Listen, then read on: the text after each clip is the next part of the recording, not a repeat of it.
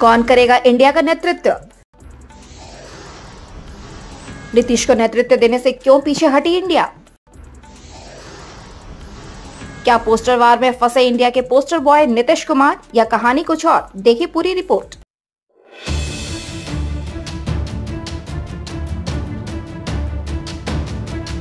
मुंबई में 2 दिनों तक चले विपक्षी गठबंधन इंडिया की बैठक में विपक्षी दलों की कोशिश थी कि वे एकजुट होकर चुनाव मैदान में उतरेंगे। समितियां भी बन गई हैं। 30 सितंबर तक राज्य स्तर पर सीटों का बंटवारा कर लिए जाने की बात भी कही जा रही है। इंडिया गठबंधन के नेताओं ने 2 अक्टूबर से चुनावी अभियान भी शुरू करने की बात की है। लेकिन सबसे बड़ा सवाल ये है कि मुंबई की सड़कों पर लगे पोस्टरों से विवाद फिर उलझ गए। याद दिला दे कि इंडिया की पहली बैठक पटना में आयोजित हुई थी।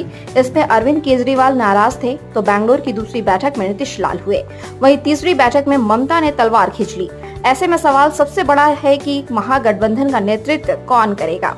मुंबई की बैठक से ठीक पहले दिल्ली में आम आदमी पार्टी ने अरविंद केजरीवाल को प्रधानमंत्री पद के तौर पर स्वीकार करने के लिए दबाव बनाया तो मुंबई की सड़कों पर देश मांगे नीतीश के पोस्टर लग गए।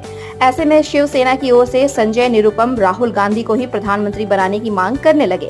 प्रधानमंत्री पद की दावेदारी को लेकर घमासान थमता नजर नहीं आ रहा है।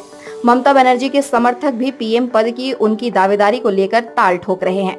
याद कीजिए साल 1996 का आम चुनाव, उस समय विपक्ष ने एकजुट होकर लड़ने की तैयारी की। इससे कांग्रेस अलग थी।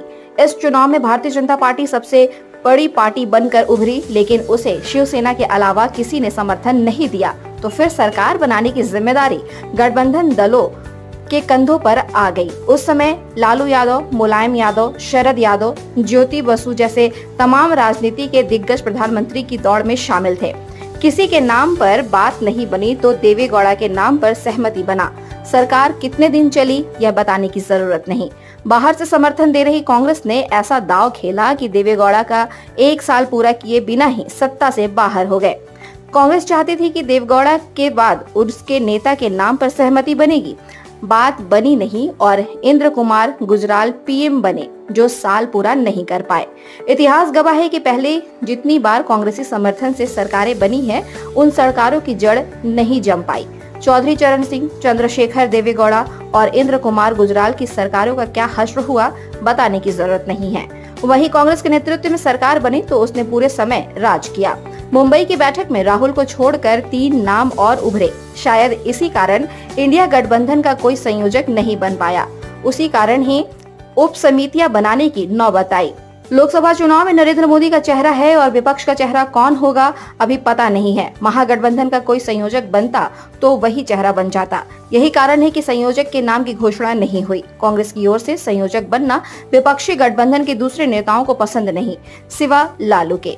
नीतीश, ममता और शरद पवार संयोजक की दौड़ में आगे दिखते हैं। मोदी के सामने राहुल गांधी को चेहरा बनाने से कांग्रेस बच रही, वहीं वह किसी और को चेहरा बनाने से परहेज भी कर रहा है। ऐसे में कम ही संभावना लगती है कि विपक्ष किसी एक नेता को मानकर चुनाव लड़ेगा। Bureau report, India news viral, Bihar Jharkhand. ताज़ा खबरों से जुड़े रहने के लिए हमारे चैनल को सब्सक्राइब करें और बेल आइकन को दबाना ना भूलें ताकि हर खबर की नोटिफिकेशन आपको मिलती रहे।